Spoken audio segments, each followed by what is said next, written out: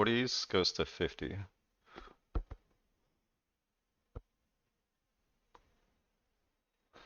Nutanix, it's too slow, I think.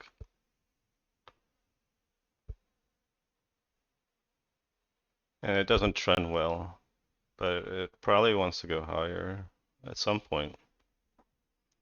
Like, look at it, right? It gaps up on earnings and then just kind of bases and does the same thing. Like, if you buy and hold it for a couple months, you can make you can make like 50%. Okay, you guys gotta like just look at the history of a stock. Don't just look at what's happening now. Would you call this a momentum stock?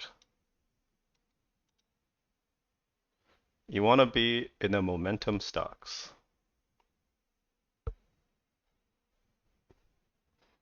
If you're trying to trade like, I trade and how Pradeep trades, etc. I'd rather take a shittier setup in a momentum name than a better setup in like a grindy name.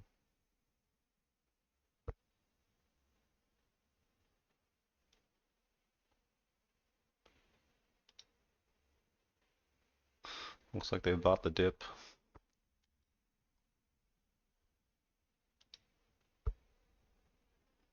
Despite this, Rivian setup sucks, but I'm probably gonna take it anyway if it breaks that range. And that's your next major level.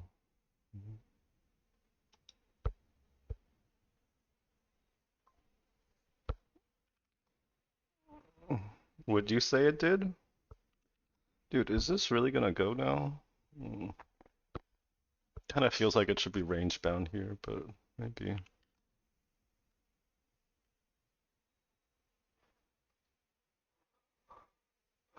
It's kind of choppy, except for, yeah, I'm gonna pass. It's strong though. What is this? Is telehealth, right? Yeah, it's telehealth. Do I have a telehealth watch list? Let's make one.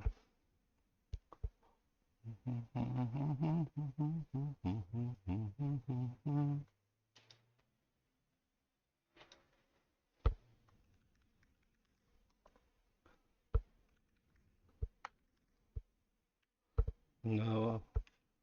Docs, T-Doc, hymns. What else is here, guys? That's it? Yeah, whatever.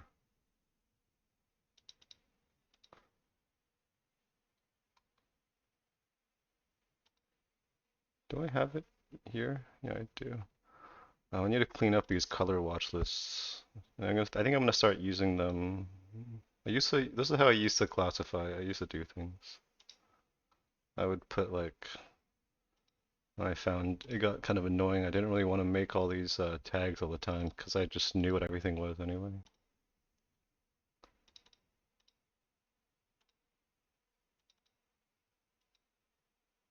Let's make a buy now, pay later watch list too.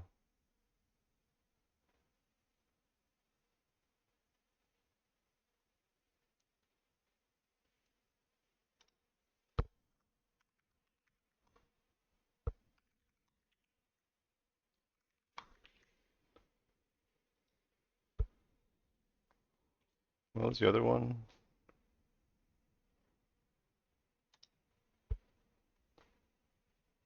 Sezzle. Okay.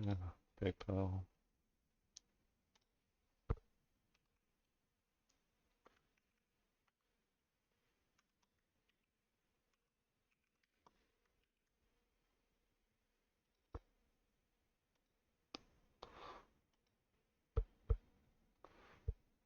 My positions are at the top of my first watch list.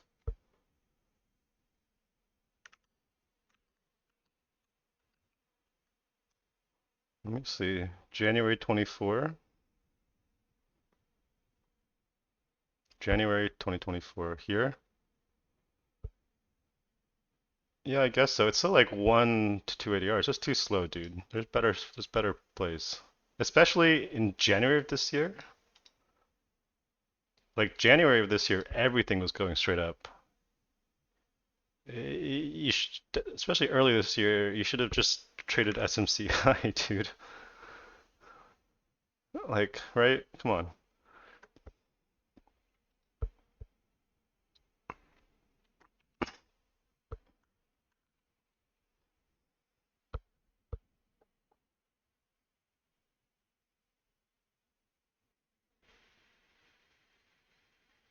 How would you know? Are you paying attention to like, I mean, you should just be paying attention to like when FOMC happens and stuff, and like know what generally is said during FOMC. You don't have to panic like everyone does when Powell comes on, but you should know what the narrative is.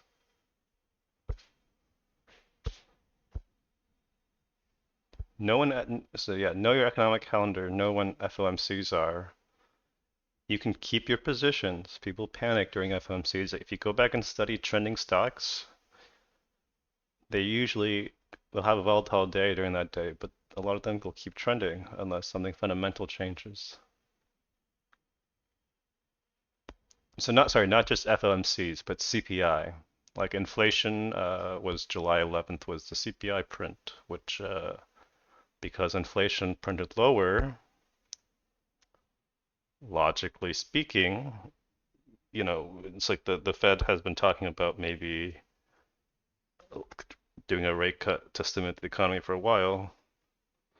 And then if inflation's no longer a problem, then you can do it without fear of, fucking up CPI. Like you need to know some, in my opinion, you need to know some basic macro. Where do I look at this news? I don't know, man. I follow it on Twitter, on TradingView. You should just know what is generally said during FOMC.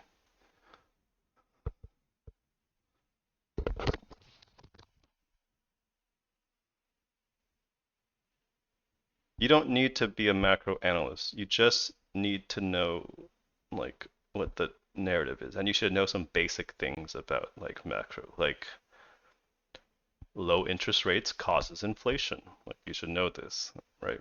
Um, yeah, that's all I mean.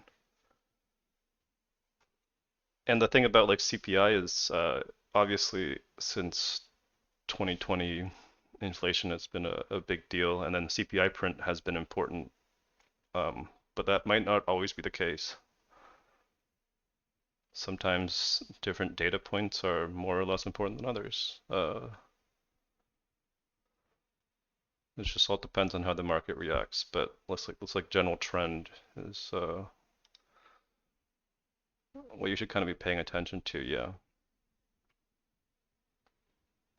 I mean, like on this day, okay, on July 11th, the CPI print day, you should have seen IWM go up while fucking Nasdaq sold down, right? And you should have thought like, what the fuck is happening here, right? This is a pretty big deal. Look at the Nasdaq, look at IWM. So if you don't know what's going on here, try to figure out why that's happening.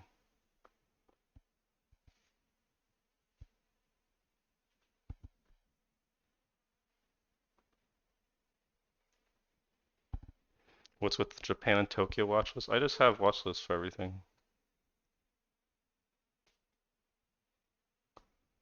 Tokyo is the Tokyo Exchange.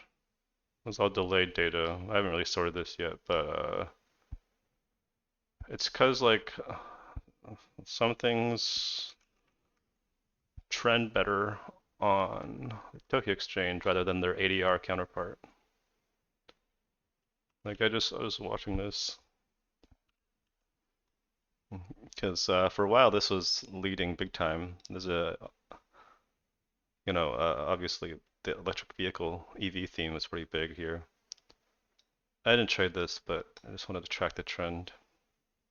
Whereas TM doesn't really give you the same type of technical analysis because it's a.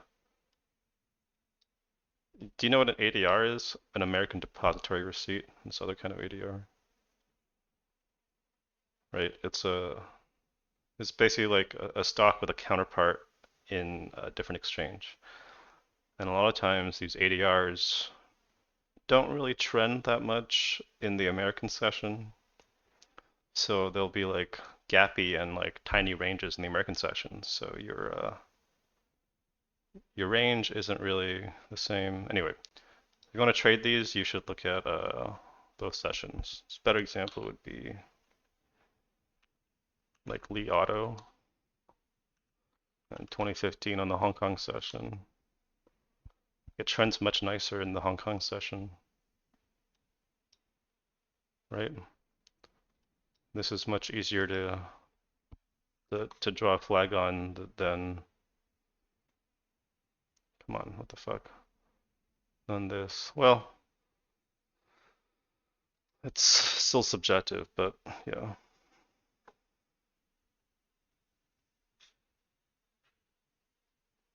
Well, there's no need to buy A-Lab now.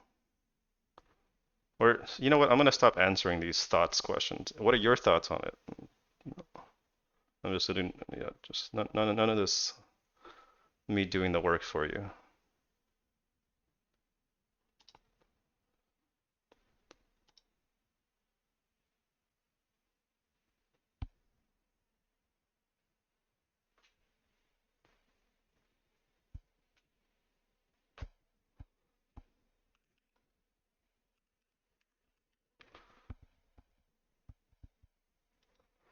And then Japan, my Japan watch list is the ADRs, I believe. Yeah. Of which there's not that many. But I was tracking these banks for a while just to see what was going on, and well, they got bought back.